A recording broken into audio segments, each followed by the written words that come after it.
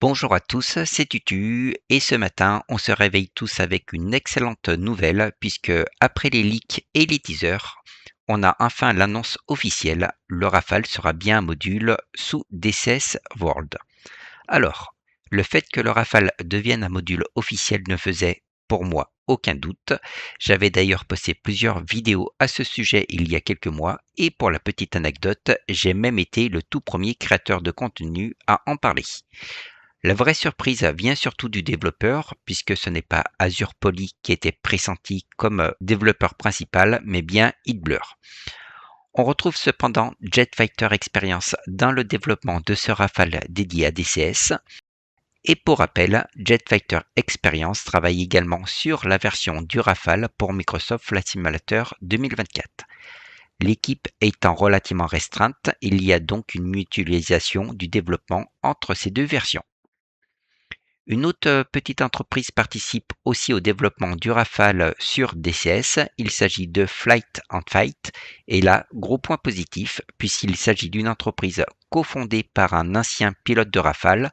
Dans le communiqué, il n'est pas cité, mais pour la petite info, il s'agit de Benoît Tao Blanche, qui totalise plus de 2000 heures de vol sur Rafale et environ 1000 heures sur Mirage 2000. Flight and Fight a également été fondé par Judy Kael alias Judy Janta, ancien préparateur physique et mental des pilotes de chasse, mais comme il n'a pas été pilote de Rafale, ce n'est pas le second pilote mentionné dans le communiqué. On a aussi la confirmation qu'il s'agira d'un module très réaliste, aussi bien sur le modèle de vol que sur les systèmes d'armes, autant dire que c'est une excellente nouvelle. Parmi les questions auxquelles on n'a pas encore de réponse, la première concerne le standard du Rafale.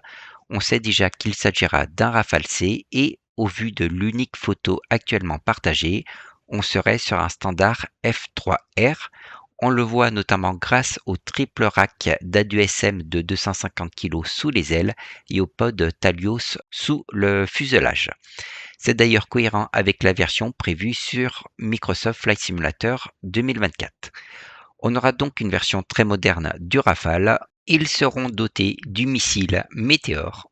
Mon seul petit regret, s'il fallait en trouver un, c'est que le viseur de casque Scorpion ne sera visiblement pas au rendez-vous. Enfin, la grande question qui revient régulièrement, c'est évidemment quand sortira le module. Et là, c'est très compliqué à dire puisque le développement ne fait que commencer. On peut donc tabler sur une durée de 3 à 4 ans.